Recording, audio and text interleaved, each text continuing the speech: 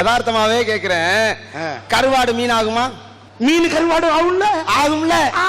கருவாடு மீன் ஆகுமா? மீன் கருவாடு ஆகும்ல? ஆகும்ல. அதான் சொல்ல வந்தேன். நானா தானே சொல்றேன். அடிச்சு வளர்க்காத புள்ள தேருவானா? ஒடிச்சு வளர்க்காத முருங்க பயன் தருமா? குடியாத விடு விளங்குமா?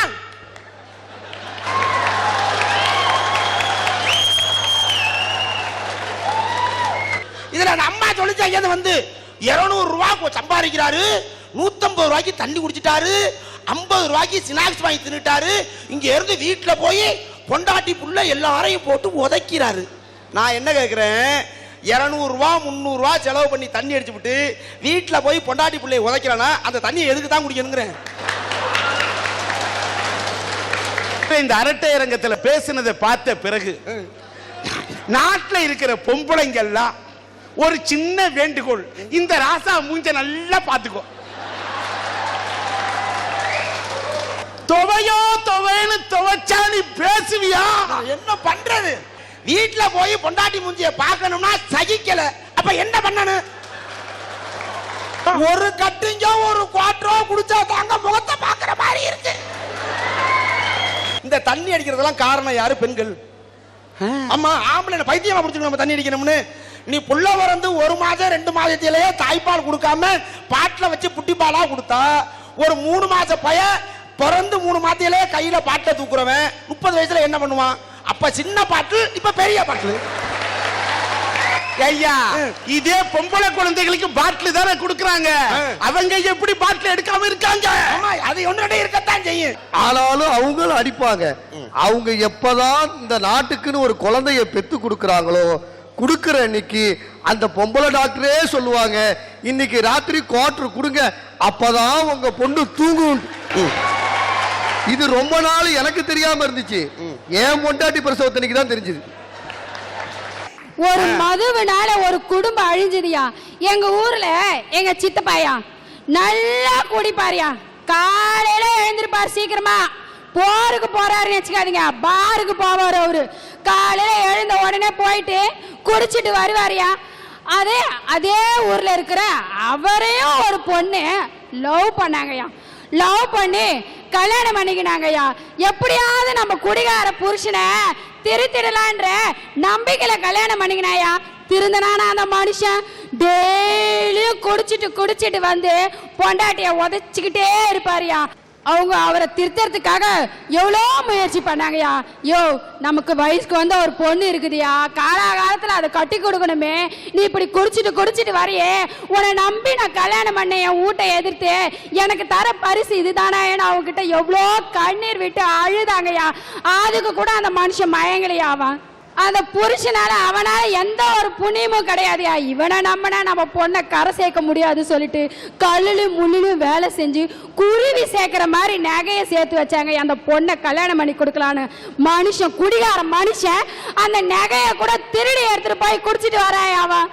அப்ப அவங்க மனசு எவ்வளவு வேதனை பட்டு இருந்தா, இந்த மனுஷனை திருத்தி புண்ணியம் இல்ல, நம்ம செத்தாதான் இவன் திருந்துவான் போல இருக்குன்னு நினைச்சுக்கிட்டு நம்ம நான் அம்மாடச்சி என்ன செஞ்சா தெரியுமாயா? அவன் தன்னையே மண்ணெண்ணை ஊத்தி கொளுத்துக்கிட்டு எரிஞ்சிட்டு இருக்கிறாயா. அப்ப கூட ஊர்ல இருக்கிறவங்களாம் ஓடி வந்து, ஐயோ நீ தைரியமான பொண்ணேம்மா, ஏமா இப்படி பண்ணேன்னு கேக்குறாங்கயா. அப்ப கூட அவங்க என்ன தெரியுமாயா சொன்னாங்க, நான் செத்துருவேன், என் புருஷன் திருந்திருவான்னு எனக்கு நம்பிக்கை இருக்குது, அவரை யாரும் காட்டி கொடுக்காதீங்க, வயிற்று வலியால தான் நான் செத்தான்னு சொல்லுங்கன்னு சொல்லிட்டு கனவோட வந்த அவங்க கறிக்கட்டையா இன்னைக்கு இருக்கிறாங்களேயா. இதுக்கு காரணம் யாரு? குடி. இப்படிப்பட்ட குடி அவங்களுக்கு தேவையா? நாங்களாம் நினைச்சோம் ஒரு உயிர் போயிடுச்சு, இனிமே அந்த மனுஷன் திருந்து அந்த பொண்ணை படிக்க வச்சு கல்யாணம் பண்ணி கொடுப்பாருன்னு நினைச்சியா. பாவி குடியார மனுஷன் காலேஜுக்கு போற பொண்ணை கூட கொடுமைப்படுத்தி நீ படிச்சு இன்னத்த கிழிக்க போறன்னு சொல்லிட்டு அவளை அடிச்சிருக்கிறாயா. அந்த பொண்ணு மனசு எவ்வளோ ரண வேதனையா இருந்தா, அம்மாவும் மண்ணெண்ணை ஊத்தி சேர்த்துட்டாங்களே, அப்பாவும் நம்மளை அடிச்சு இப்படி கொடுமைப்படுத்துறாரு, இப்படி ஒரு வாழ்க்கை நமக்கு தேவையா? அனாதையா இருக்கிறமேன்னு சொல்லிட்டு வேதனைப்பட்டு 2 நாளைக்கு முன்னாடி மருந்து குடிச்சிட்டு இன்னைக்கு ஹாஸ்பிட்டல்ல சீரியஸா இருக்கிறாயா. அந்த பொண்ணு இன்னைக்கு மரண படுக்கையில இருக்கிறாளே, அதுக்கு காரணம் யாரு? அவளோட அந்த குடிகார அப்பா. இன்னைக்கு இந்த குடும்பத்துக்கு நடந்தது தாயா நாளைக்கு உங்க குடும்பத்துக்கும் நடக்கும். அதனால தாயா மதுவிலக்கு தேவை தேவைன்னு சொல்றவங்க காதுல யார் இல்லையா? உலகத்துல ரெண்டே ரெண்டு இடத்துல தாங்க சமத்துவம் இருக்கு. ஒன்னு சினிமா தியேட்டர், அடுத்து எங்க விட்டு பாரு. ஏழை பணக்காரன், அந்த ஜாதி இந்த ஜாதி, அந்த மதம் இந்த மதம் எதுவுமே இல்ல. அந்த அக்கா சொன்ன மாதிரி எவனாச்சும் ஒருத்தர் ரெண்டு கொஞ்சம் கூட போயிடும் டென்ஷன்ல. ஒரு காற்றோ ஒரு ஆப்போ கூட அடிச்சு போடுறான். அது பெரிய விஷயமா? மல்லாந்து கிடக்குறான்னா அரசாங்கத்துக்கு பணிவோடு கேட்கிற ஒவ்வொரு பார்லையும் ஒரு கட்டில் மெத்த அலைஞ்சு வாங்கி போடுங்க. எத்தனை நாளைக்கு நாங்க குடிச்சுட்டு சாக்கடையிலேயே விழுகிறது? அந்த கட்டில் மெத்த தூக்கி போட்டா நாங்க பாட்டு படுத்துக்கிறோம், நாங்க பாட்டுக்கு போயிட்டு இருப்போம்ல. ஒரு 8ஆம் கிளாஸ் பையன் குடிச்சிட்டு வரையா, நான் கேக்குறேன் ஏன்டா குடிக்கிற? இந்த குடி எங்க இருந்து தாண்டா கத்துக்கிறேன்னு கேக்குறேன். எங்க அப்பா டெய்லி என்ன சாருக்கு வாங்கிட்டு வர சொல்லுவாரு. அது எப்படித்தான் இருக்குதுன்னு சொல்லிட்டு சும்மா லைட்டா ஒரு நாள் குடிச்சு பார்த்தேன், சூப்பரா இருந்துச்சு. அதான் இப்படி அப்படியே கண்டினியூ பண்ணி வரேன்னு சொல்றாயா. இப்படி ஒரு பையன் குடிக்க பெத்த தகப்பனே காரணமா இருக்கிறானே, இப்படிப்பட்ட குடி தேவையா உங்களுக்கு? இப்ப இந்த நாட்டுல என்னக்கா பிரச்சனை? இதா பிரச்சனை? இந்த நாட்டுல மது விலக்கு வேணுமா வேண்டாமாங்கிறதா பிரச்சனை? அரசாங்க ஆஸ்பத்திரினாவே அதுக்கு பேரு தர்மாஸ்பத்திரி தானே பேரு. அரசாங்க ஆஸ்பத்திரியா இருந்தாலும் பணம் கட்டினா தான் வைத்தியம் பாக்குறேங்கிற அரசாங்க ஆஸ்பத்திரியில அதை போய் கேளுங்க 6 பேரு. என்னங்க தமிழ்நாட்டில இருந்து போதுங்க காய்கறி, ஆடு, மாடு, கோழி, முட்டை, சித்தாளு, கொத்தனாரு, செங்க, மணல், சிமுண்டு இவ்வளவும் தமிழ்நாட்டில இருந்து தான் போதும் கேரளாவுக்கு. இதெல்லாம் உற்பத்தி பண்ணணும்னா தண்ணி வேணும்ல, அதை தரவே முடியாதுங்கிறான். அதை போய் கேளு. 1100 மார்க் வாங்குறான் ஒரு பையன், அவனுக்கு டாக்டர் சீட்டு கிடைக்கல. 800 மார்க் வாங்குறான் ஒரு பையன், அவன் டாக்டருக்கு படிச்சுக்கிட்டு இருக்கான். போயிடலாம் இங்க. அதையெல்லாம் கேட்காதீங்க. குடிக்காத குடிக்காத குடிக்காதனா என்ன பண்ணுவோம்னு நாங்க. எங்க ஊர்ல ஒருத்தர் கேஸ் விற்பனையாளரு புதுசா ஒரு இடம் வாங்கினதுக்காக தன் ஃப்ரெண்ட்ஸுங்களை கூட்டிக்கிட்டு நம்ம பாண்டிச்சேரிக்கு வந்தாருங்கய்யா. ஃபுல்லா சரக்கை அடிச்சுட்டு நிதானம் இல்லாம காரு ஓட்டிக்கிட்டு போய் எதிர்க்க அந்த லாரி மேல இடிச்சுக்கிட்டு செத்து போயிட்டாருங்கய்யா. அவருக்கு வயசு என்னமோ 32 தான். அவங்க மனைவிக்கு ஒரு 25ல இருந்து 26 வயசு தாயா இருக்கும். அவருக்கு அழகான 2 இளம் குழந்தைங்கயா. அந்த குழந்தைங்க தினம் தினம் அப்பா எப்பமா வருவாரு, அப்பா எப்பமா வருவாரு அப்படின்னு கேட்கும் போது அந்த தாய் பதில் சொல்ல முடியாம இன்னைக்கு தினம் தினம் ரத்த கண்ணீர் வடிச்சிட்டு இருக்காயா. இதுக்கெல்லாம் எதையா காரணம்? இந்த மது தானே. அப்படிப்பட்ட மது விலக்கு தேவைன்னு தான் நான் பேசுறேன். அரசாங்கமே தண்ணியே விக்குது, அதை நாங்க குடிச்சிட்டு வண்டி ஓட்டி போனாக்க ட்ரங்க் அண்ட் டைவ், நீ குடிச்சிட்டு வண்டியை ஓட்டுறான்னு சொல்றாரு போலீஸ்காரரு. சரி குடிக்காம வீட்டுல போய் குடிப்போம்ட்டு ஒரு குவாட்டரோ ஆப்போ வாங்கி பேண்ட் பாக்கெட்ல வச்சுக்கு போனாக்க பாண்டிச்சேரிக்குள்ள குடிக்கணும் இது பாடர்னு புடி வைக்கிறாரு போலீஸ்காரரு. நாங்க என்னதான் பண்றது? ஒண்ணு குடிக்க சொல்லுங்க, இல்லைன்னா பாட்டில கொண்டு போக சொல்லுங்க, எதுவும் பண்ணாம. ஐயா எங்க ஃப்ரெண்டோட அக்கா, அவங்க பாக்குறதுக்கு ரொம்ப அழகா இருப்பாங்க, நல்லாவும் படிச்சிருக்காங்க.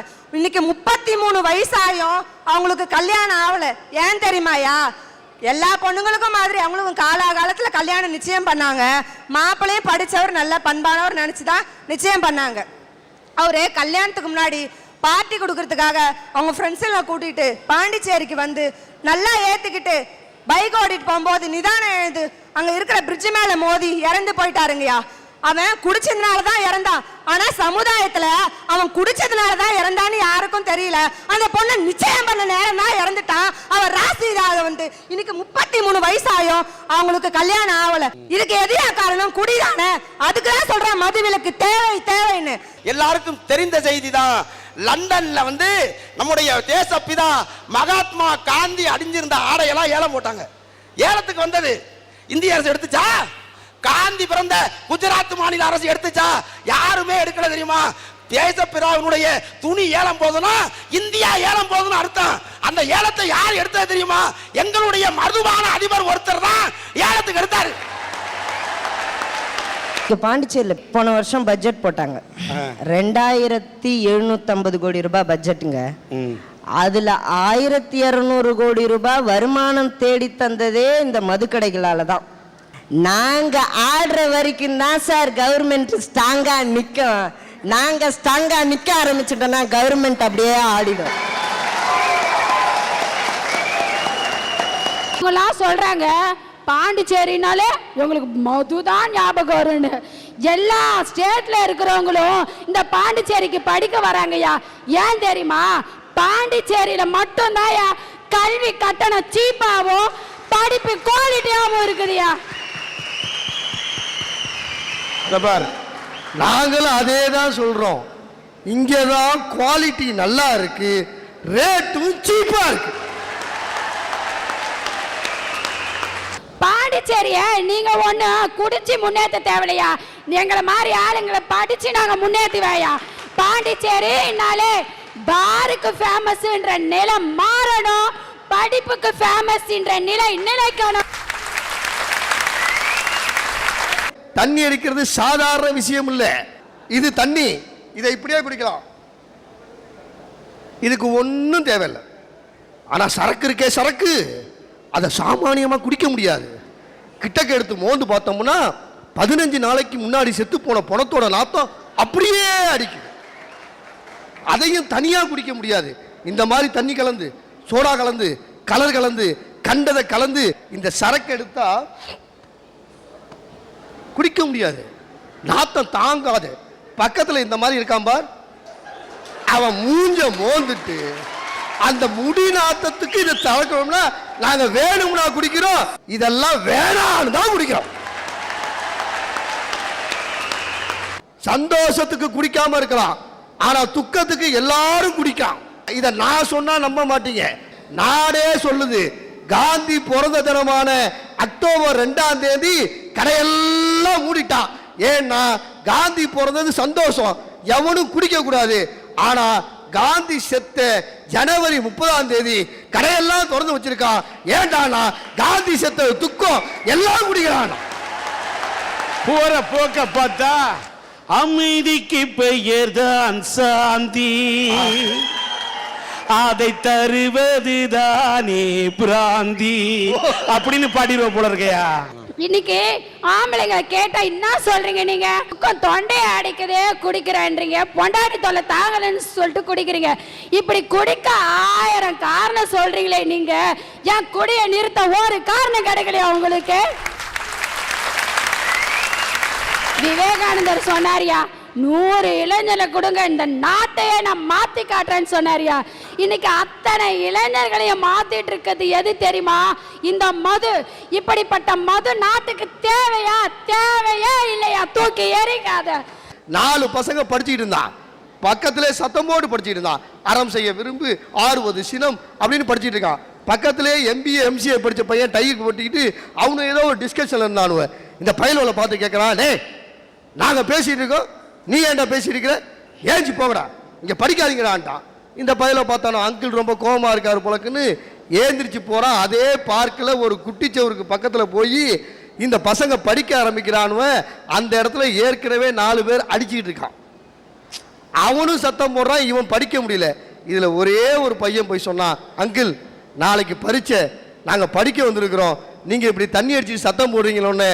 குடிச்சுக்கிட்டு இருந்த குடிகாரன் சொன்னா, டேய் பசங்க படிக்கணுங்கிறானோடா, இவனை படிச்சாதான்டா நாடு முன்னேறும், படிக்காம இருக்காத நம்ம குடிகாரனா இருக்கிறோம், நம்ம இந்த இடத்த விட்டு காலி பண்ணுவோண்டான்னு குடிகாரன் அந்த இடத்த விட்டு காலி பண்ணானே. குடிகாரனுக்கு இருக்கிற மனிதனேயும் இந்த நாட்டில் படிச்சவனுக்கு இல்லை சார்.